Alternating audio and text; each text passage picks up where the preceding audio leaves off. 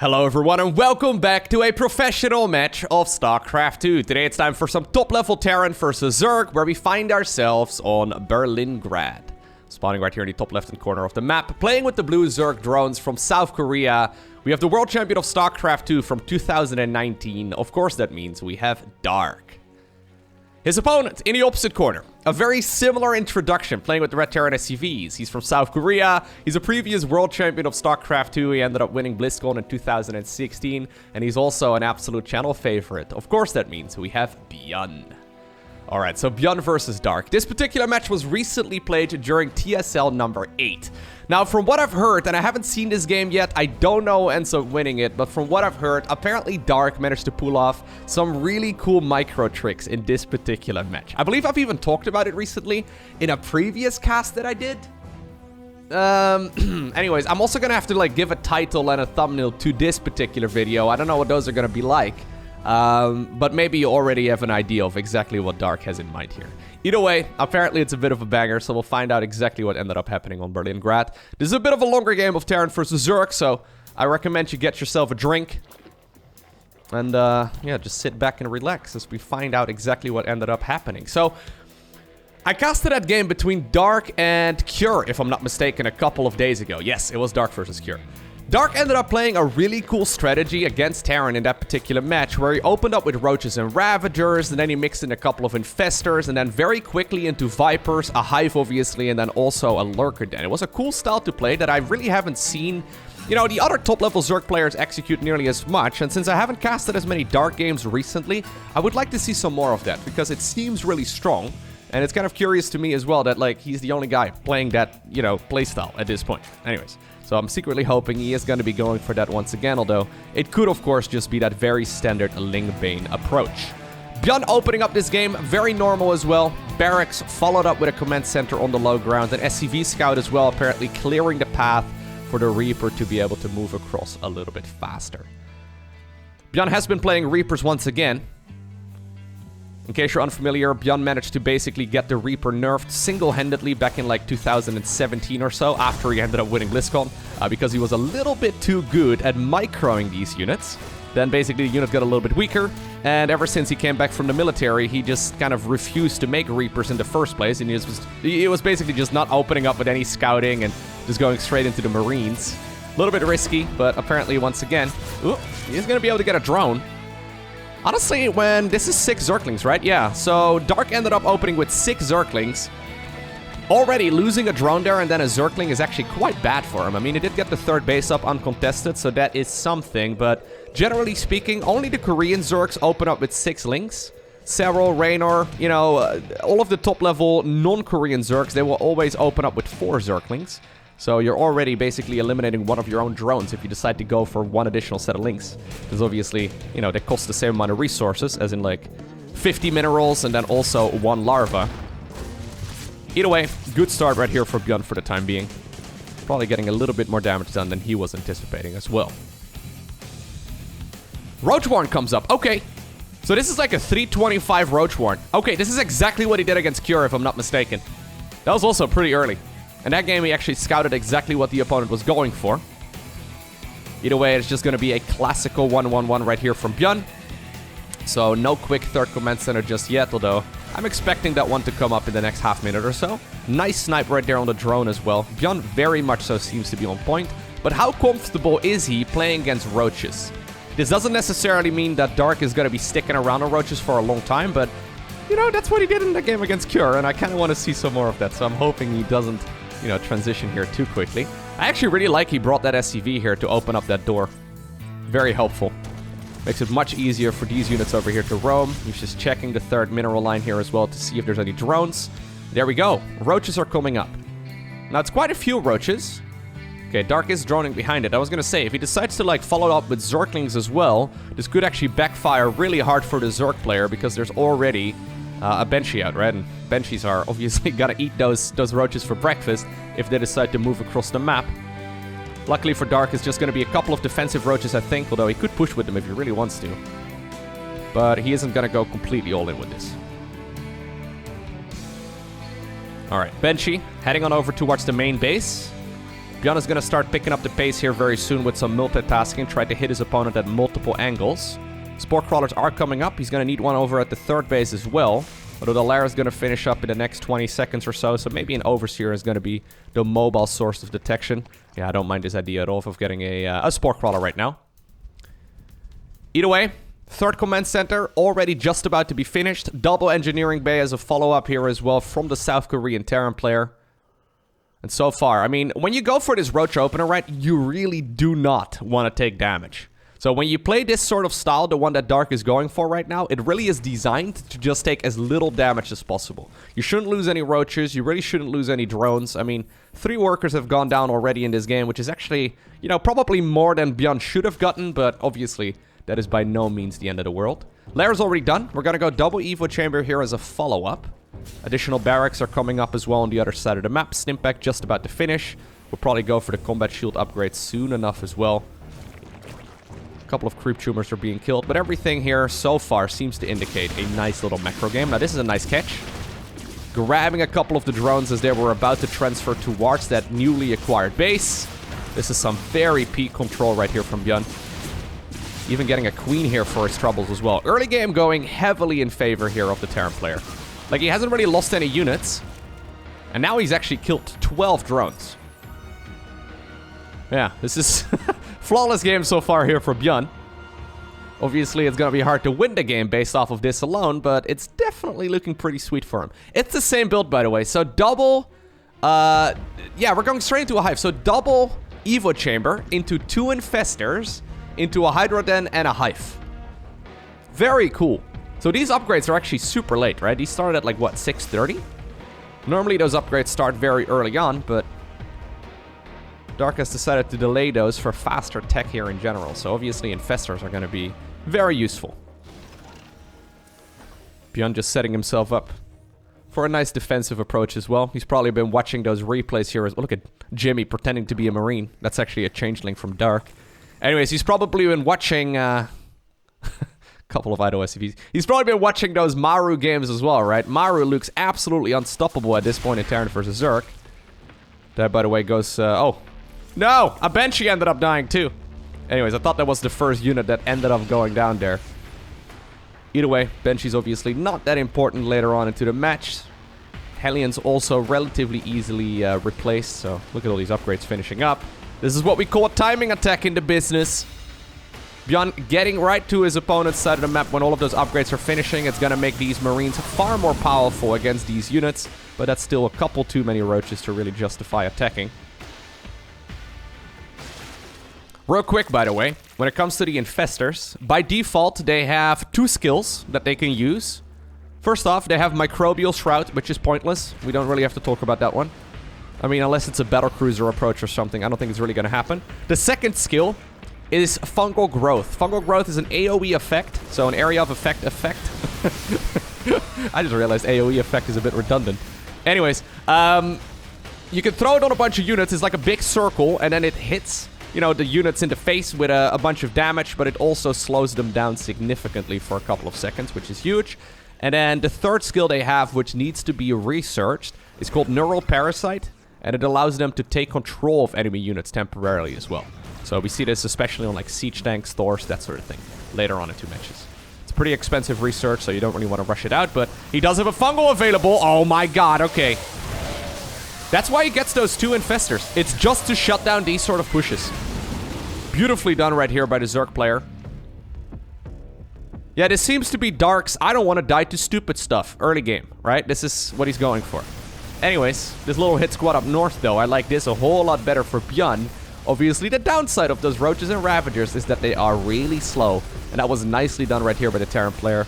Even though his main army didn't really get much done, the little hit squad over here far more successful. And in the end, I guess that also justified that main push going out on the map. One of the downsides of playing Roaches and Ravagers is that they are very supply heavy. So already, Dark right now is sitting at 199 supply. He can't go any higher than 200. So his army is basically as good as it gets right now. He's going to have to lose Roaches here at some point, and this can be a little bit awkward. You kind of have to like lose them and then replace them with higher tier units. But for obvious reasons, you don't want to just like, you know, throw them away. So he's probably going to replace all of those roaches at some point with other units as well. Okay, adding on a line of spore crawlers here to, I guess, open up supply to morphin lurkers. So we're 10 minutes into the game, and Dark is already at, like, you know, the tech that he needs to make his ultimate death ball, which really is kind of cool.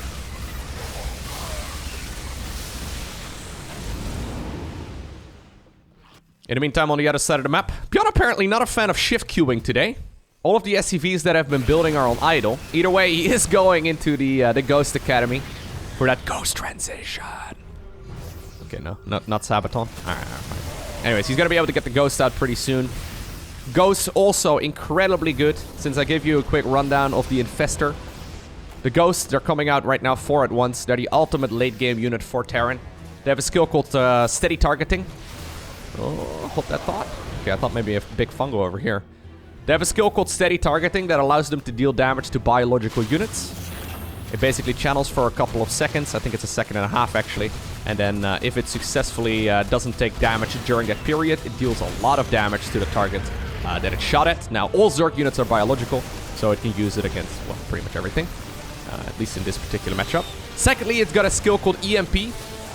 And EMP basically removes the energy out of those Zerg spellcasters if it's hit successfully, which is huge as well. And obviously, you know, I can also launch those tactical nukes, although even though that is probably the most exciting thing that we can see, generally speaking, yeah, they're not commonly used, right? We see them in the late stages, but not early on. A couple of changelings here, pretending to be those Marines. Oh. SCV right there, killed by the friendly fire of the siege tanks. Nidus Network already coming up here for Dark. I feel like Dark manages to get the late game like 5 minutes sooner than yeah, most of the other high-level Zergs. This is a very tricky unit comp to Micro, by the way. So it's Roach, Ravager, Lurker, Hydra, Infestor, Viper, Queen.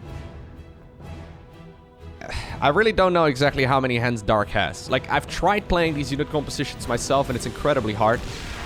Nidus Network inside of the main base. Siege tank over here, though, from the early game.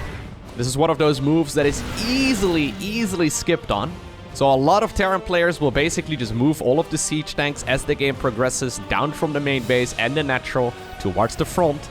But apparently ByuN has been Nidus'd one too many times. He already prepared his siege tank exactly for that moment.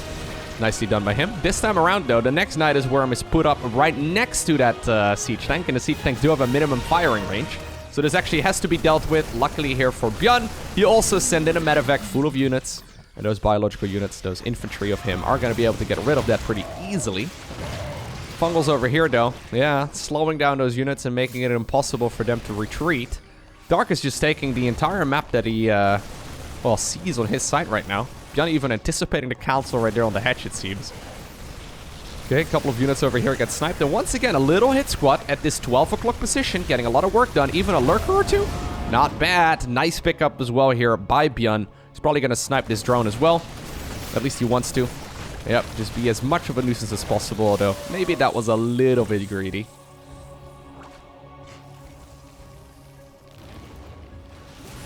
Yeah, fungal growth and parasitic bomb deals a lot of damage. Alright. I like this, by the way. This is something ByuN does all the time, where he, like, leaves units behind. Obviously, you can't use the all-army hotkey, but this is super annoying. If, like, a drone once again moves on over here, one Marauder probably can't kill it, but it is gonna once again stress the multitasking of the Zerg. ByuN, by the way, never finished up that command center. Yeah, finally continues building it right now. He's got a lot more command centers coming up, though. Okay. Yeah, so this does remind me of the way that Maru has been playing. I casted that game where Maru played on Hardwire against... Hey, look, it was a council. I guess that was against Raynor. I actually go ahead and post those links down below as well. So the Dark versus Cure game, and then also the Maru versus Raynor match. Those were both really good games of Terran versus Zerg that I've casted recently. It's been really good. We do have an upgrade coming up right now for that EMP skill, basically giving it a larger radius, and with that obviously more ranged as well, because you can use it from further away and reach targets that are a little bit further out. My god, already though, we have a ton of ghosts at this point available. A lot of lurkers as well, though. Yeah, we're at 19 lurkers. Lurkers deal so much damage. Okay, the infestors are hiding inside of the main base. Probably just accumulating energy once again, maybe ready to intercept a couple of those dropships. There's those snipes being used as well. Picking up whatever you can. It's very strong, actually. So far, these lurkers, they've only really killed, like, a bunch of rocks, and they're not really getting a whole lot done. A couple of corrosive bows will connect right there with a siege tank, but this fight over here, definitely not what Dark was looking for at all. But he is trading out units, and he's replacing them with higher tier ones. So now he's going to go into that Ling Bane transition as well. 6 o'clock position here, taken by ByuN. This is very important, actually. The 4 base eco is nice, but it does run out pretty quickly. There's the neural parasite research coming up as well. So Dark is going to check if the base on the right side is taken. He hasn't seen this expo over here, but I think a changeling is heading on over in that direction right now too, and he's going to find out that indeed there is a planetary coming up. Already though, the Zerg army is getting in position. He wants to try and see if he can break this before the Terran player creates a foothold here. That's a lot of Zerg army. Corrosive balls are not really connecting with a whole lot of anything, but blinding clouds are going to force this Terran army to back off. Baneling's desperately trying to connect as well with the ghost, but in the end, the reason why Dark came here is to kill the planetary, and he's already succeeded here, so the rest of this fight is not as relevant. A good engagement right there for Dark.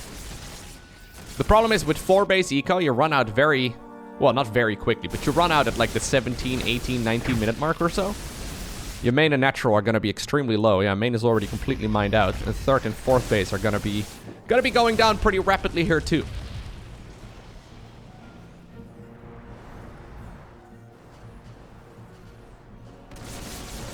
Once again, getting a couple of those lock-ons. Yeah, not bad.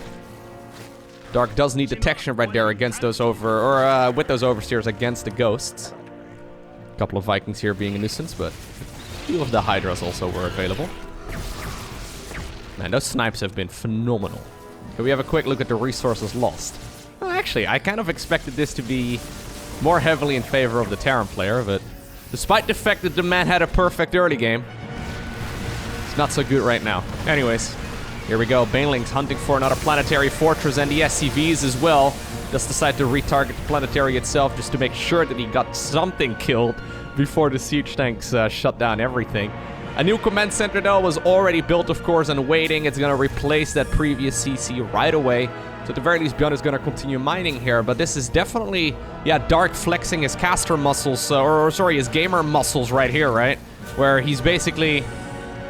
yeah, they're sending in wave after wave after wave of unit and almost shouting at ByuN to get out of this match. That being said, I mean, ByuN doesn't roll over easy. Nidus Worm in the bottom left-hand corner as well. I mean, Dark is playing like he's super rich, but he really isn't. He does have a lot of gas in the bank, which is usually one of the main limiting resources for Zerg at this point, but... I don't know, it's not like he can easily remax these units either. If you look right here at the army value... yeah, this is where the real difference is made, right? That Terran army is just super expensive, and the main reason why ByuN is, yeah, seemingly easily holding on in these battles.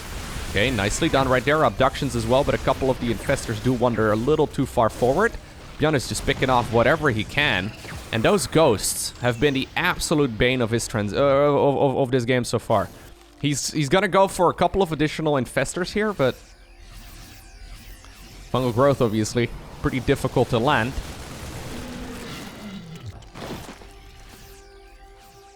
I think you want to kill the base. Yeah.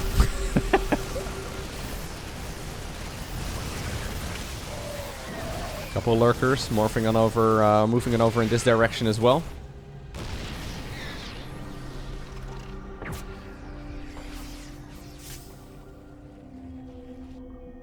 There's a lot of infestors available at this point.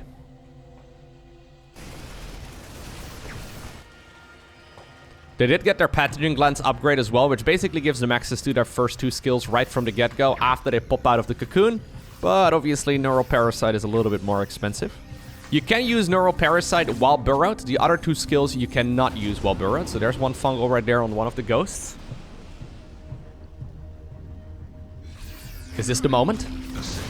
That's the moment, baby! That is one of those Zerg moves that you think of when you're like laying in bed. Let me just go back again just to watch it again. So he's sending an infestor forward, then he neurals one of the ghosts with high energy, and then he EMPs those ghosts with a ghost. That means that all of these ghosts right now are out of energy, and the Zerg army can move forward. That is one of the coolest moves that I've seen all year. Here we go, siege tanks being neuraled as well. My god, what a banger of a fight. Normally the ghosts are gonna, yeah, push the Zerg army back, but the siege tank over here being super annoying as well. Oh, I love that move. That is so cool. I've not actually seen anyone ever pull that off in a top-level game of StarCraft. So, the way that you prevent that from happening as Terran is by having a missile turret over here for detection, right? Or constantly scanning on top of your own army, or having a Raven, right? I know Terran players are a little allergic to Ravens at the pro level, other than like an early game harassment tool, but, you know, probably would help. This becomes a standard move. Here's another infestor. Okay, this infestor is gonna be going for another siege tank apparently. Alright, not bad. Siege tank for an infestor, probably not the best trade for the Zerg either, but... Dark, by the way, in the meantime, has taken basically all of the other bases that are still available. He doesn't really even have the drones to mine all of those minerals, but the man is rich. Now he does have like 7,000 resources in the bank. Okay, a little bit less at this point. Gonna be going into the Ultralisk Cavern as well. Zerg army, moving in. Still though, yeah, this Terran army is so much more valuable than that of the Zerg. So the Terran has spent so much money here on making this Uber army of his, right? This OP force of his, this death ball. Whereas the Zerg just physically can't really make an army that expensive. Because the Zerg units are just, you know, a little bit weaker. Another infestor here. Thinking about doing the same thing, but this one didn't have enough energy.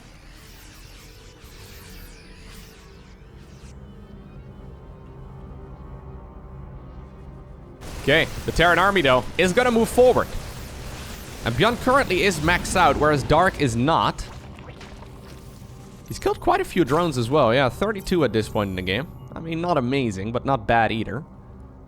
Zerg is gonna run out of money here eventually, despite the fact that he's got so many mineral fields still to mine. The main problem here for ByuN is that obviously those minerals are usually supposed to be his, right? So you're supposed to like have this as a Terran base, and then the bottom left is also supposed to be a Terran base. And obviously if ByuN manages to, you know, grab those after the Zerg has already done mining, those minerals are not gonna be shareable, right? If Zerg takes control of two of the bases that are supposed to be the Terrans, and Dark manages to mine them for long enough, those are resources that ByuN is never gonna get.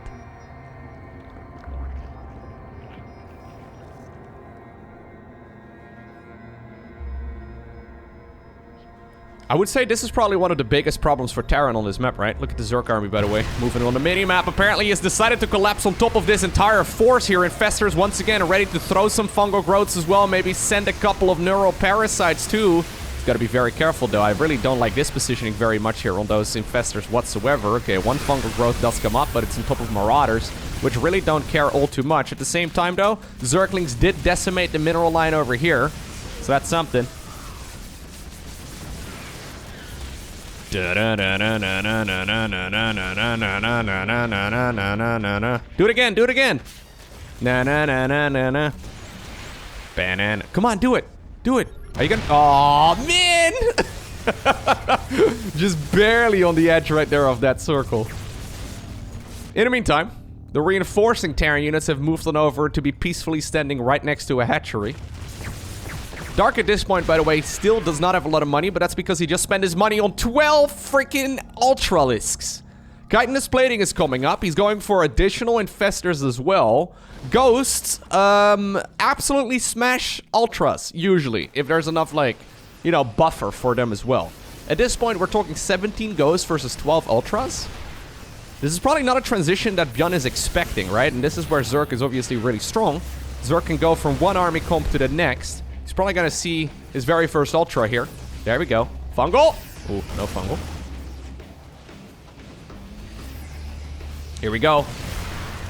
Dark coming in with the next move once again, trying his very best to collapse on top of this Terran army, and even though the Ghost would be capable of while shooting down all of these Ultras relatively easily. If they had enough units in front of them, they're going to be forced to back up all the way to the back of the planetary fortress. Now, that position over here is phenomenal, and those snipes also don't mess around. My God.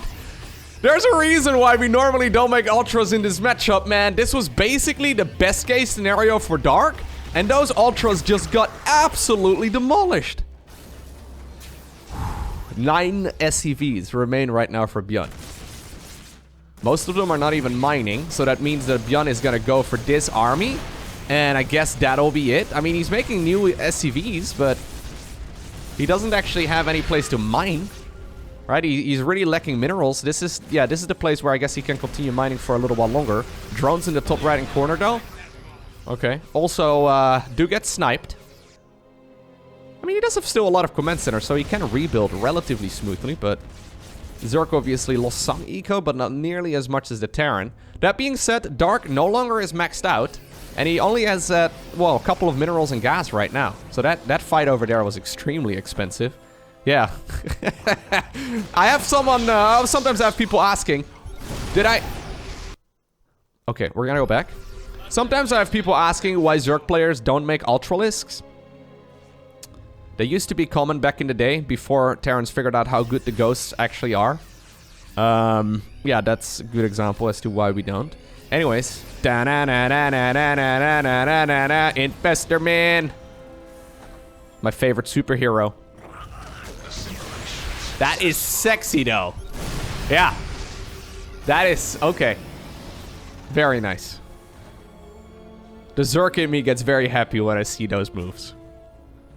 Those are the kind of things I think about when I, you know... I wake up at 3 in the morning.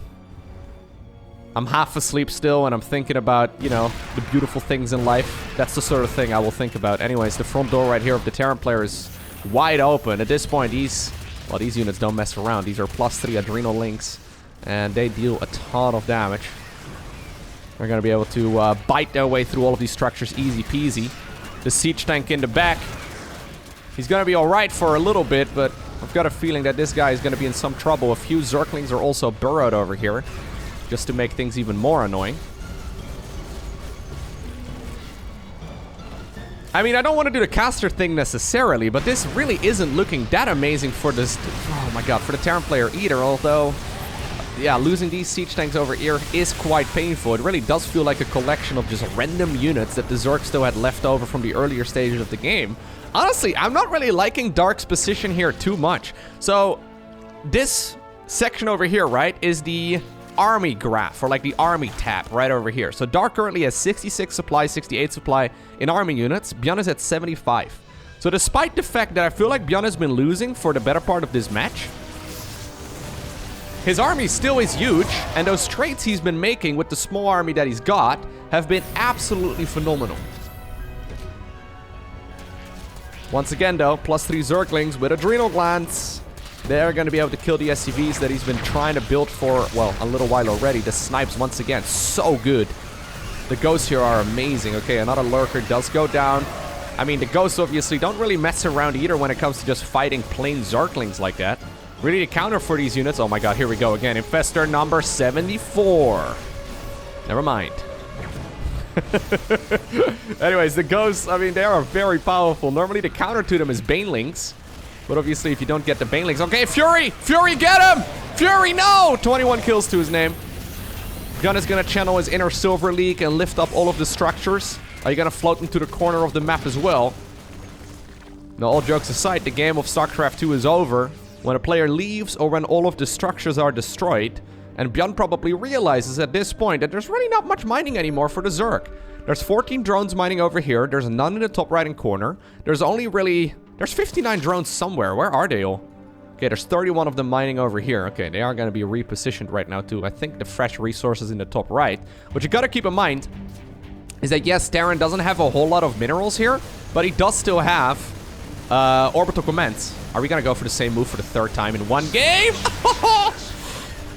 He does still have orbital commands, and orbital commands can drop mules, right, from the high heavens. So you don't even really need SCVs to be able to generate resources. The strange part is, though, that the command center tried to take the base right here in the top right-hand corner, and it sees the drones right now.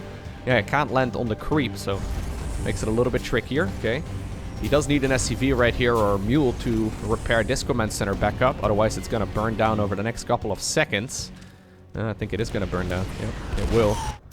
Orbital command over there. Okay, another orbital command over here as well.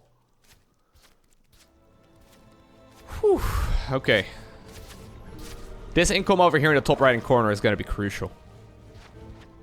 Very cool moves here, though, by Dark. Dark is catching all of these structures over here as well, and while he still hasn't found a reliable answer to all of these ghosts over here, other than, like, ghosts, right? So it seems that the best counter to ghosts is ghosts. As in, like, you know, knurling them and then using ghosts against ghosts. Anyways, he hasn't really got a great engagement against the ghosts ever because ByuN has been babysitting them for such a long time. He's just doing it reliably now. Is that the 4th time in his one game? I think so. Anyways, if there's no EMPs available anymore for the Terran player, right? Oh, okay, I was gonna say. He's even freaking EMPing the Medivacs. Alright. Anyways, if there's none of that available, okay, at some point the fungal growth would definitely land on top of all of that Terran army, but eventually, after some very clever moves, it is gonna be Dark who obtains the victory.